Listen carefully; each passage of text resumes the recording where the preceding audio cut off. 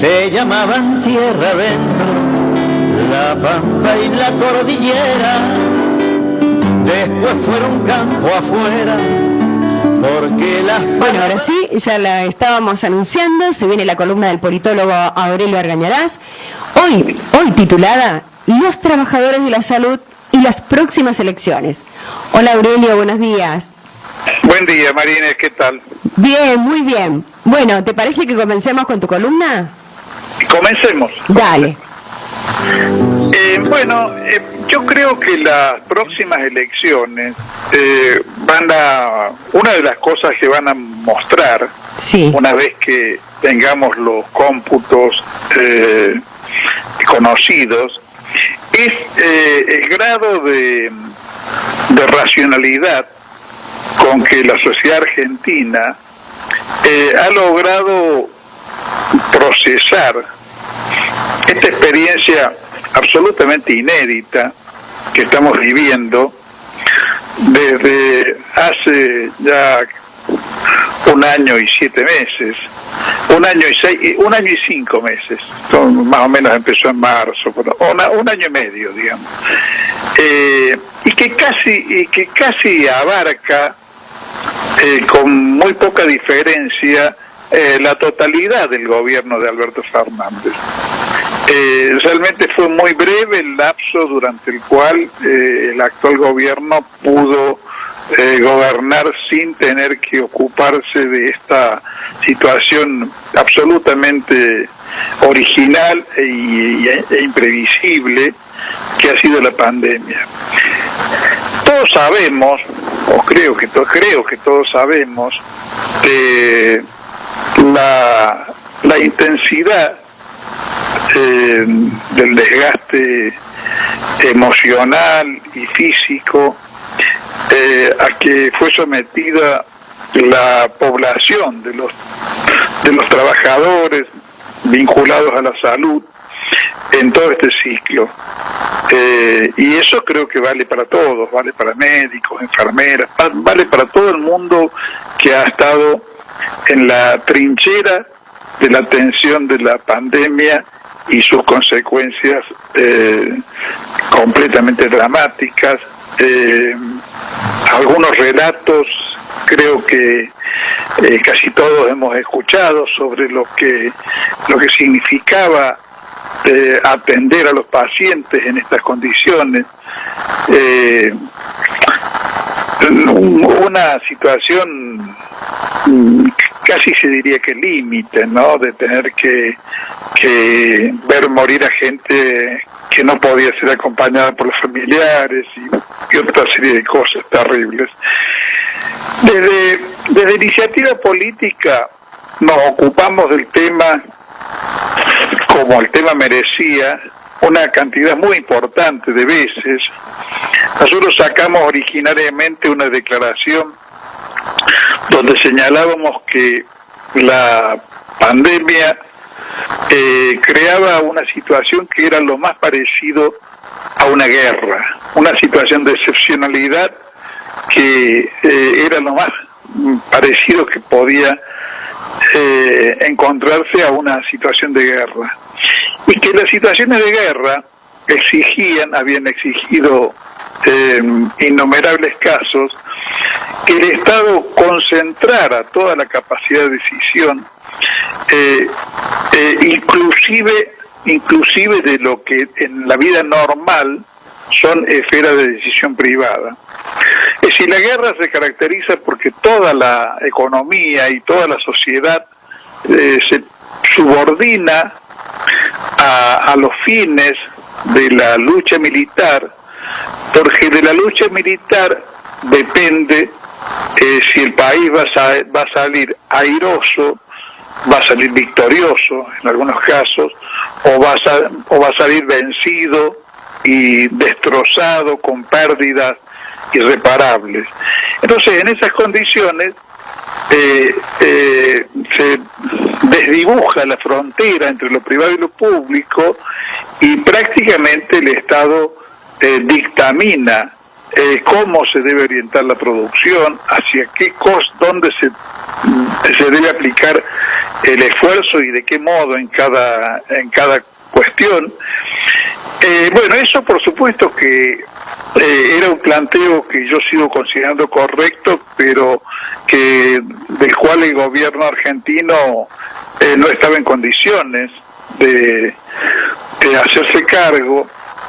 porque requiere un poder político sólido, y lo que tuvimos en las elecciones donde el Frente de Todos derrotó a Macri fue una especie de victoria precaria, sin una mayoría legislativa clara, sin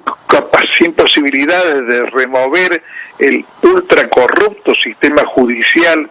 que nos dejó el macrismo, y sin posibilidades de alterar o equilibrar de alguna manera el poder de fuego del sistema mediático, que reporta casi íntegramente al poder oligárquico imperialista. De todos modos, creo, y a eso me refiero cuando señalo que vamos a ver en qué grado la sociedad argentina, o por lo menos sus grandes mayorías, han logrado procesar de un modo racional toda esta experiencia y la conducta de los actores públicos en esta situación, porque de todos modos, aún no habiéndose aplicado un punto de vista que pusiera en manos del Estado todos los resortes de la situación, aún así creo que hemos visto en acción dos modelos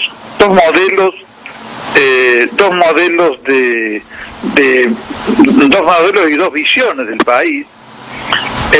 una de las cuales fue encarnada por el gobierno y atendió el flagelo con un alto grado de racionalidad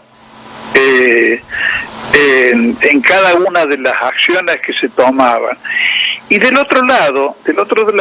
vimos una apelación a la irracionalidad, a la anticiencia, al pensamiento mágico, al desprecio por la vida. Vimos cosas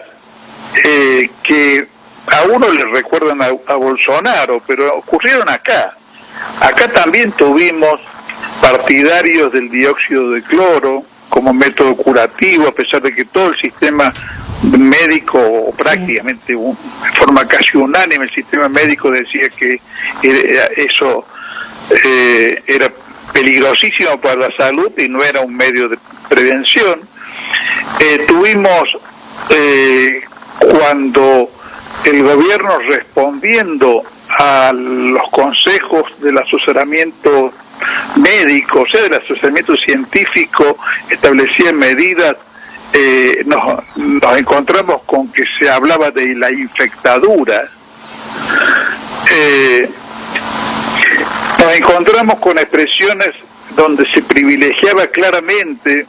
la actividad económica, como si las empresas no pudieran resignar ganancias en ninguna contingencia, y entonces apareció la frase de que la economía tenía que funcionar y que se mueran los que tengan que morir. Aparecieron denuncias insólitas sobre que las vacunas de Sputnik eran veneno, y aparecieron también otras cosas, digamos, menos brutales, pero no menos ideologizadas y mentirosas, como por ejemplo, hace unos pocos meses tuvimos que soportar que nos vendieran el modelo chileno, porque Chile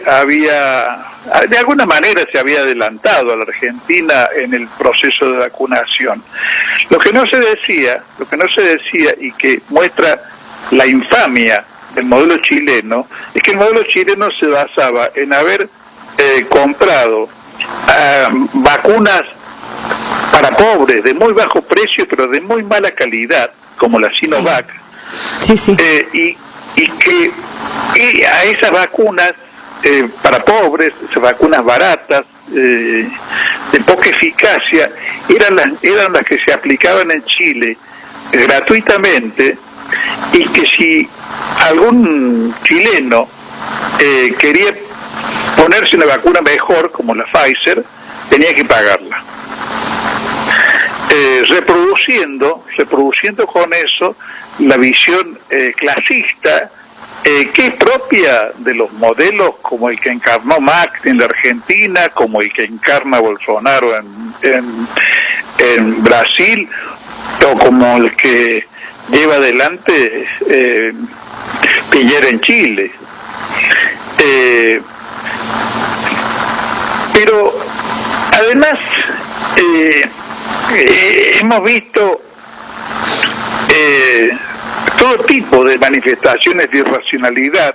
y la sociedad argentina las ha escuchado, las puede recordar o las puede olvidar, según me refiero a las puede escuchar o las puede olvidar voluntariamente. Hay cosas que se olvidan involuntariamente, pero también, como dice el Martí Fierro, sí, también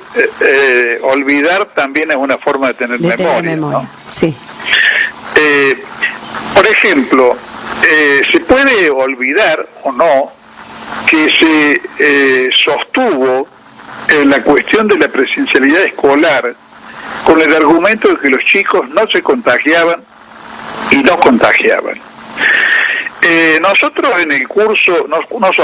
me refiero desde el portal de Iniciativa Política, en el curso de todos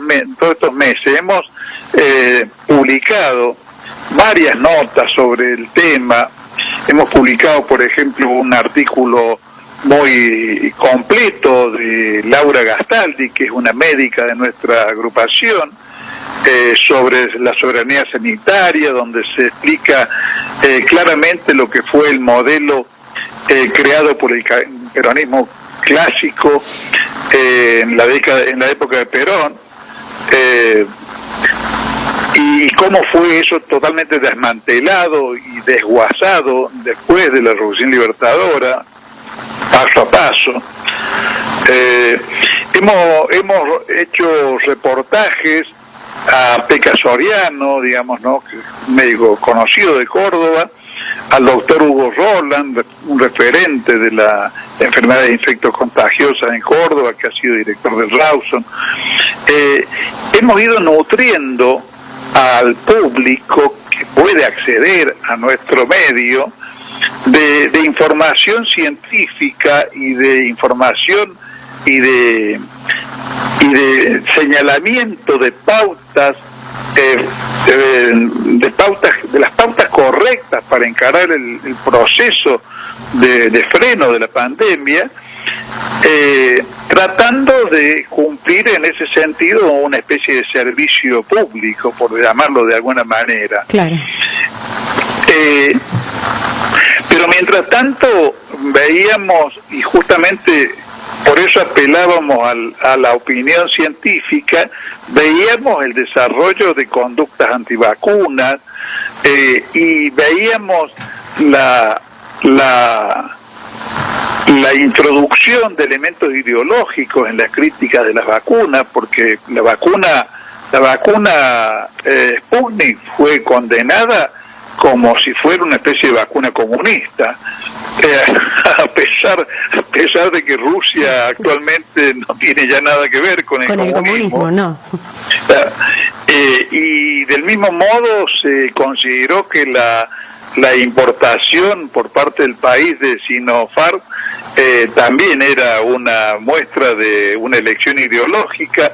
cuando la experiencia ha mostrado no solamente que Pfizer pretendió imponer condiciones leoninas para que el país pudiera comprarla, sino que incluso cuando esa situación se resolvió, nos enteramos de que recién podíamos recibir vacuna Pfizer en septiembre, como que todavía no ha llegado ni siquiera una. Claro. En cambio hemos visto como por ejemplo en la producción de las vacunas de Sputnik, que digamos, los que no somos especialistas, de todos modos tenemos la impresión de que es una de las mejores vacunas del mundo, como además podíamos lograr producirla en la Argentina, cosa que no hace falta explicar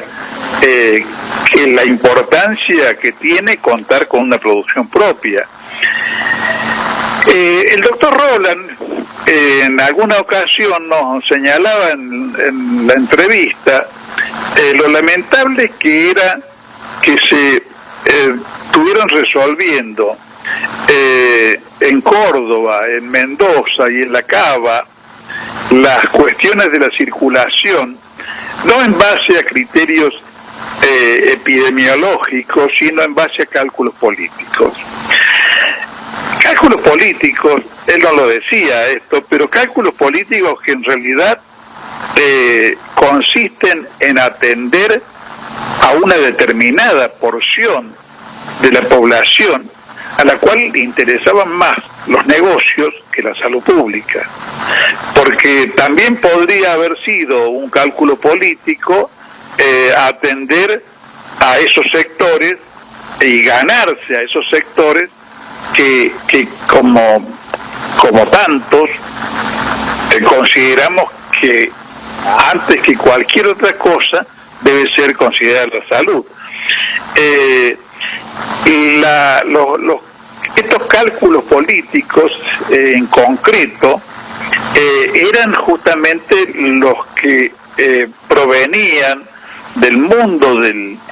empresariado, que consideraban que de ningún modo consideraciones de salud pública podían afectar las ganancias de las empresas. Esto ya lo habíamos visto, como tantas cosas relacionadas con la pandemia. Antes de verla en la Argentina, la vimos en Italia, porque casi todos los fenómenos relacionados con el COVID los hemos visto desarrollarse antes en Europa y meses después en la Argentina. Claro. Con lo cual sí, hubiéramos podido tener, y en algunos casos se usó eso, hubiéramos podido usar la ventaja de poder hacer laboratorio en cabeza ajena, pero no fue lo que hicieron los diversos Bolsonaros que ha padecido el continente latinoamericano. Al contrario, repitieron o agravaron incluso, en el caso de Bolsonaro, la desidia, las peores desidias que se vieron en Europa, porque en Europa se vieron también diversos comportamientos, y como se vieron incluso con relación a temas puntuales, hasta diferencias de reacción oficial o de conducta de los gobiernos en distintas provincias. Por ejemplo, y esto creo que tiene relación con el hecho de que en estos días, en los cuales estoy haciendo esta columna, Córdoba sea uno de los lugares más afectados por la pandemia todavía, prácticamente tenga cifras de contagiados que son la mitad de los que tiene la provincia de Buenos Aires, siendo que la provincia de Buenos Aires tiene 5 o 6 veces más habitantes que Córdoba. O sea, Córdoba en este momento es uno de los lugares que más lejos está de haber superado la pandemia. Y esto tiene relación con el hecho de que Córdoba mantuvo las clases presenciales teniendo un índice de 1.390 contagiados cada 100.000 habitantes, siendo que Santa Fe, la provincia vecina, volvió a las clases virtuales teniendo solamente 1.114. Y Alemania puso fin a la presencialidad con 165 contagiados por cada 100.000. Sí, sí. O sea, una situación que acá hubiera sido considerada óptima, sin embargo, llevó Alemania, que es uno de los países que mejor ha tratado el tema en Europa, a suprimir la presencialidad escolar. Entonces, bueno, esto es todo lo que ha emergido, esto que hemos estado hablando, todo lo que ha emergido en esta coyuntura, pero eso ha emergido en un marco en el cual hay una especie de paradigma general que hemos vivido en las últimas décadas en todo el mundo con el auge del neoliberalismo, que ha sido la mercantilización de la salud y la destrucción de los sistemas de salud a cargo del Estado. Durante muchas décadas, por ejemplo, Gran Bretaña fue un modelo de salud pública estatal, uno de los sistemas más eficientes del mundo, con un nivel escasísimo de salud privada, de institutos de salud privada, y eso empezó a ser destruido en el gobierno de la Thatcher y prácticamente desapareció y fue sustituido por el negocio de la salud. Bueno, fenómenos de ese tipo han sido la norma durante todo el ciclo neoliberal en el mundo, y han sido particularmente dañinos con el sistema de salud pública argentina, que prácticamente fue destruido, y como broche de oro, digamos, durante el gobierno de Macri, se suprimió el ministerio, se lo rebajó de categoría y se desatendió la infraestructura de la salud, a tal punto que el propio Rubinstein, que fue ministro de Macri, declaró ya en campaña, Rubinstein es candidato en este momento en una de las listas de la Ciudad Autónoma de Buenos Aires, que para el gobierno de Macri la salud no había sido una prioridad. Ahora, los que han vivido esta situación, junto con los afectados por el contagio, con más dramatismo, con más intensidad y con más desgaste y con un enorme compromiso que merece el reconocimiento de la ciudadanía, son los médicos, los enfermeros, el personal vinculado a la salud. Y bueno, podríamos esperar que de ellos, como de otros sectores que han racionalizado esta situación adecuadamente, esto se exprese de alguna manera en las próximas elecciones. Es decir, porque en las próximas elecciones va a estar en juego el sostenimiento de este modelo que con defectos e improvisaciones, pero hemos visto comprometido,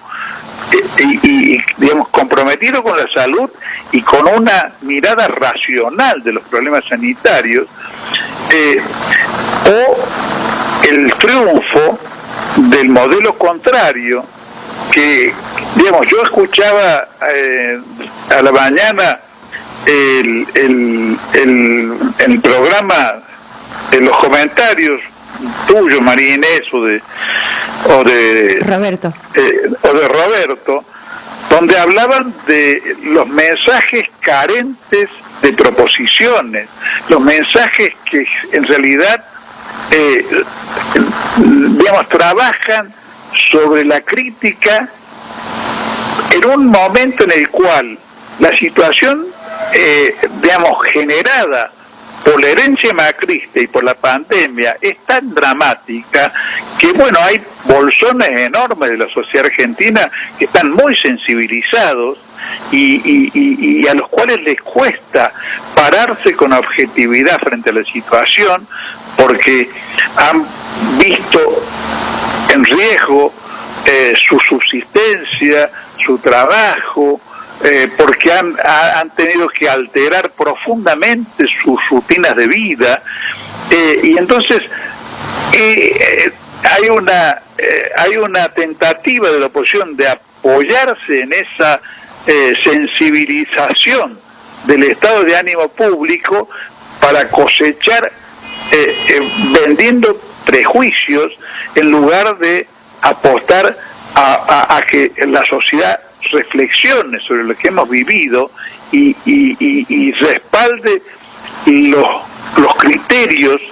que los criterios se encarnan en personas y se encarnan en fuerzas políticas que más han demostrado estar comprometidos con la vida, con la economía y con la salud del pueblo argentino. Así es, Aurelio. Bueno, excelente tu columna, un abrazo y muchas gracias, Aurelio. Gracias a ustedes. Hasta el sábado que viene. Si el dueño no quiere fiar, rodeados de portafolios, no les importa quién mande, y van del mar a los Andes haciendo gorda la vista, pero son prohibicionistas de los tilingos más